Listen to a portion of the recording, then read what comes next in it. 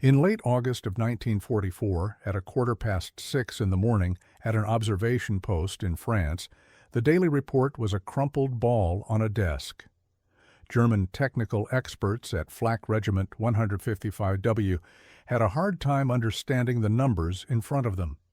Before we continue, show your support by subscribing and letting me know where you're watching from. The rates at which the bombs were being stopped went against every rule of firing probability they had learned at Air Force schools all over Germany. An 82% destruction rate. This can't be right, they thought. Looking through powerful binoculars, German spotters saw something that went against everything their spy agencies had told them about the Allies' ability to shoot down aircraft. The V-1 flying bombs sent toward London before sunrise were being taken out at a rate that was hard to explain. They weren't being shot down by fighter planes in risky chase patterns. They weren't getting caught in the cables of barrage balloons. Instead, they were being destroyed by anti-aircraft guns along the coast.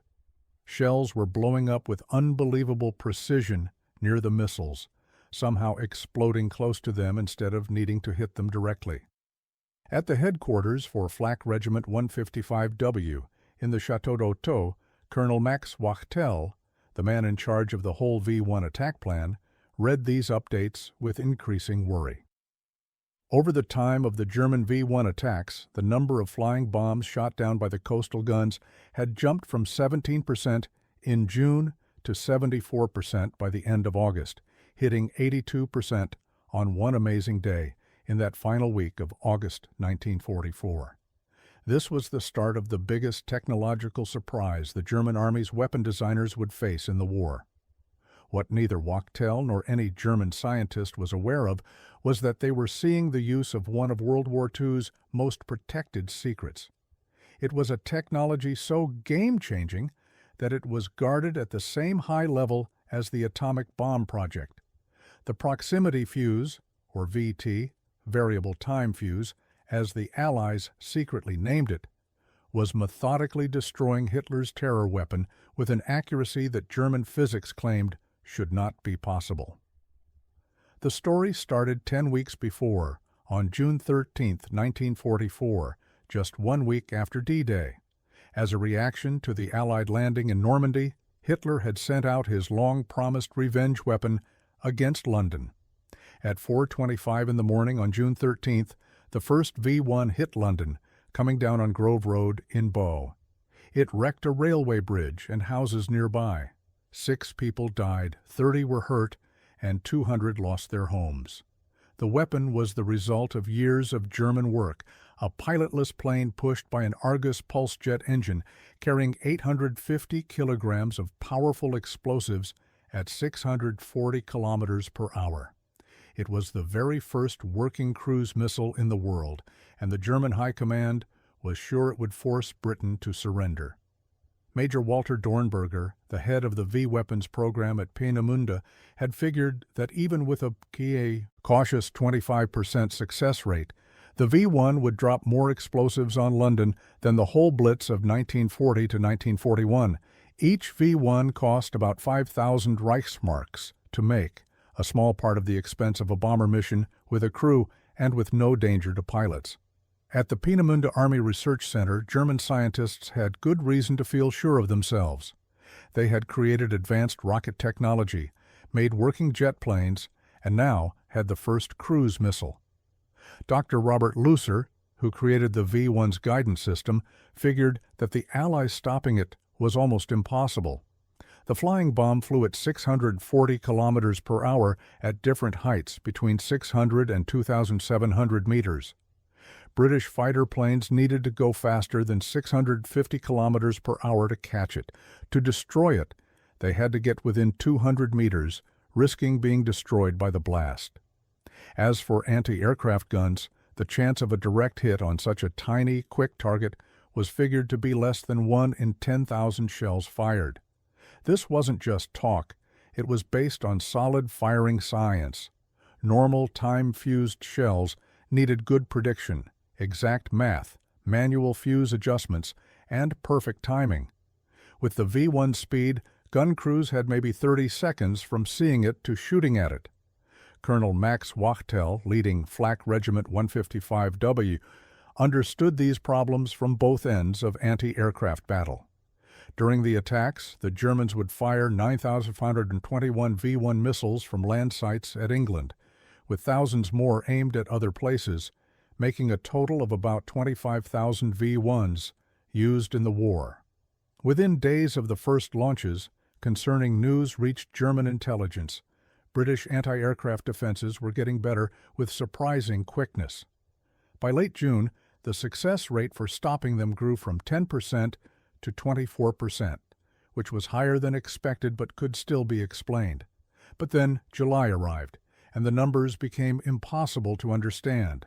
German technical experts who were watching the results saw that British guns were taking down V-1s with an impossibly small amount of ammunition used. Watchers on the French coast saw V-1s flying smoothly toward England, then suddenly get surrounded by anti-aircraft bursts and fall from the sky, even though the explosions happened too far away to be direct hits. What German intelligence didn't know was that they were seeing proximity fuses that made near misses into successful takedowns. This technology had been working in the Pacific since January 1943, when the USS Helena shot down a Japanese dive bomber with shells that blew up when they sensed they were near their targets. The German failure in intelligence was total. The Oslo report from November 1939 had noted research on proximity fuses, but German scientists thought it was false information. Germany had tried to create similar technology. They looked into over 30 different designs, but none of them ever became ready for use.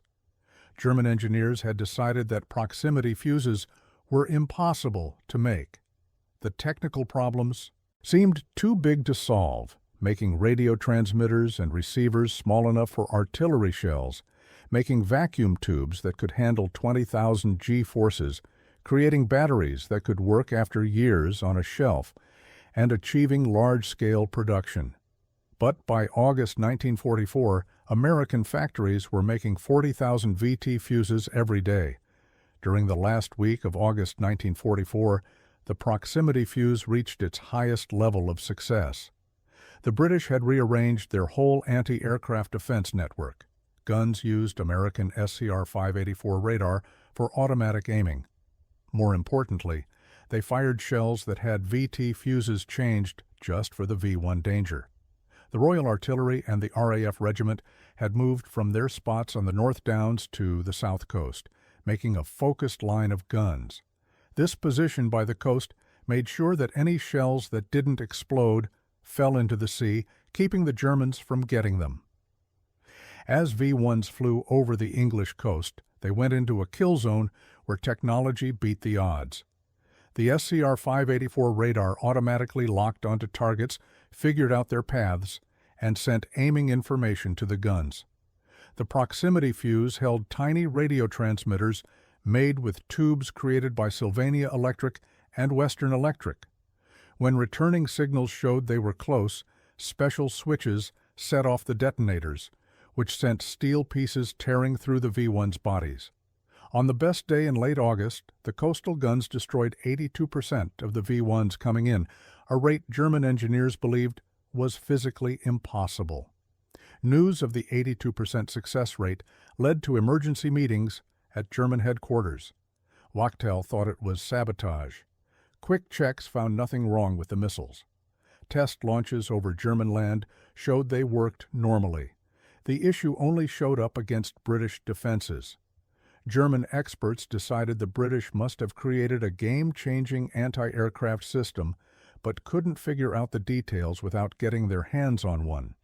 They tried new approaches, different heights, bigger waves of missiles, night attacks, and using bad weather. Nothing worked. The kill rate stayed incredibly high. At Peenemünde, scientists had to face a difficult truth. If the Allies had made proximity fuses, they had done what Germany believed couldn't be done.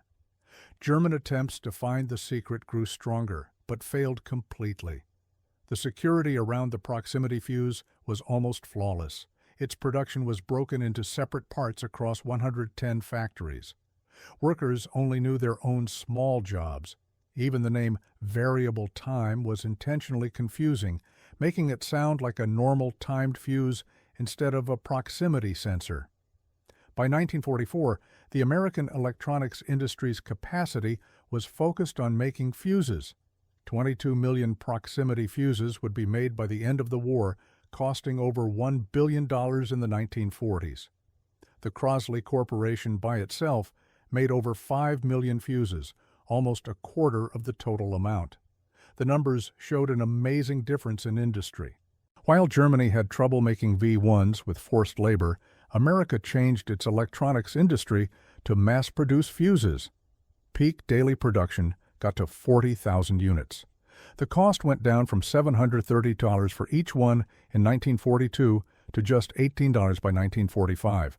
Crosley Corporation, which had made radios and refrigerators before the war, had 10,000 workers making 16,000 fuses a day at its peak. Sylvania Electric put its whole vacuum tube research team on making tough parts, producing 400,000 tiny tubes every day, which was 95% of all the tubes used. The difference was stark. Germany made special weapons by hand in small numbers. America mass-produced game-changing technology on a scale never seen before. The number of American proximity fuses made each month was more than the total number of German V-1s made during the entire war. The proximity fuse was an amazing piece of engineering. The device had to survive being shot from a gun, a 20,000 grain force, a spin of 25,000 RPM, and extreme temperatures. Sylvania created tiny vacuum tubes based on hearing aid technology, but made them stronger to handle these forces.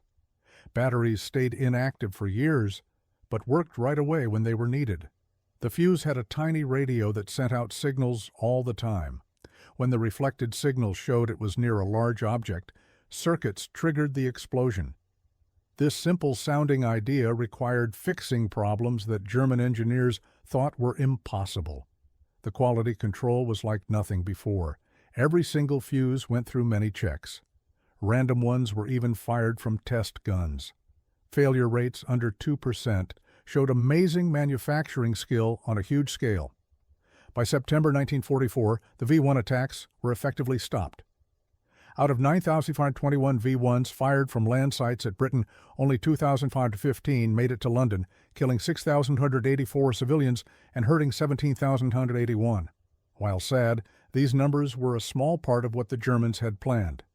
General Frederick Pyle, in charge of anti-aircraft command, figured that without proximity, fuses, V-1 deaths and injuries would have been 4 to 5 times greater. The proximity fuse saved London from being destroyed. Germany switched to launching at night and created the V-2 rocket, which was too fast to be stopped. But these last-ditch efforts couldn't make a strategic difference. The V-1 became an expensive failure, using up resources that were badly needed somewhere else. The German inability to figure out the proximity fuse was one of the biggest intelligence failures in history. Even with their large networks and technical knowledge, the Germans never understood what they were up against. The program was kept secret for the whole war. Not one working proximity fuse was captured by the Germans during the V-1 attacks. Amazingly, during the Battle of the Bulge, German soldiers took over an American ammunition storage area that had proximity fuses, but they never realized what they were. Their belief that such devices were impossible made them blind to the proof right in front of them. After Germany gave up, questioning revealed the Germans knew nothing about proximity fuses. Colonel Max Wachtel told Allied officers they thought it was better radar or faster setting fuses, but never guessed the shells could think for themselves. German scientists who were shown captured American VT fuses expressed shock. They couldn't understand how tubes survived the force, how batteries stayed good, or how circuits worked after being fired from a gun. They guessed they were 10 years behind American technology. Dr. Merle Tuve, who led the proximity fuse work at Johns Hopkins Applied Physics Laboratory, later said that their success was due to organized teamwork between scientists, engineers, and factory workers, something that totalitarian governments couldn't manage. The proximity fuse showed that the result of World War II was decided in labs and factories just as much as on battlefields. While Germany worked on strange wonder weapons, America focused on technologies that made existing weapons much better. The proximity fuse made every anti-aircraft gun 5 to 10 times more successful. The Secretary of the Navy, James Forrestal, said, "The proximity fuse has helped clear the path to Japan. Without the safety this clever device has given the ships of the fleet, our push westward could not have been so fast, and the price in men and ships would have been hugely greater."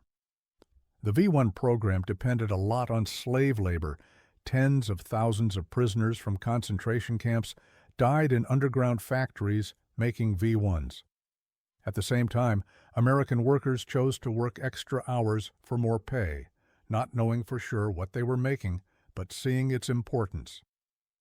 At Sylvania's factory in Ipswich, over 5,000 women worked 12-hour shifts making special parts. They only learned after the war that they had helped rescue London from Hitler's terror weapons. The secret of the proximity fuse was kept completely. British anti-aircraft teams didn't know what made their shells so good. They had special ammunition with very strict rules for keeping track of it. Every proximity-fused shell fired at a V-1 was accounted for. Unexploded shells were immediately collected. Navy ships patrolled the channel to stop the Germans from finding any that didn't go off. This secrecy cost lives. Allied ground troops couldn't use proximity-fused artillery until December 1944. Thousands of soldiers died because the technology was too secret to take a chance with. But using them against V-1s was seen as necessary. Keeping London safe during the invasion was vital. For Germany, the V-1 program used up essential resources while having very little strategic effect. Launching about 25,000 V-1s in total cost millions of Reichsmarks and took resources away from fighter planes and anti-tank guns that were badly needed on their shrinking fronts. The program's use of slave labor added a moral aspect to its failure. The proximity fuse was defeating weapons made through human pain, a contrast that was only fully seen after the war. The proximity fuse showed how warfare was changing. Victory came from engineering and production, not just from having better individual weapons. It proved that modern war was a battle of industrial systems, not just armies. Before saving ships in the Pacific Fleet and helping to defeat Japan, the proximity fuse saved London. The Germans who watched the V-1s fall never knew why. The technology that beat them was unthinkable to their scientists. The change was huge. Before proximity fuses, it took an average of 2,500 heavy anti-aircraft shells to destroy one V-1. With proximity fuses, that number fell to 100 shells. The gun line's success rate went from 17% to 82% in just 10 weeks. This was not done through bravery or skill, but through the mass production of advanced technology on a level Germany couldn't match or even imagine. America had called on its entire electronics industry, hired over 80,000 workers, and spent over $1 billion to make 22 million fuses. The proximity fuse was made public in September 1945. The War Department's statement started with, "One of the most important weapons developed during the war, second in effectiveness only to the atomic bomb."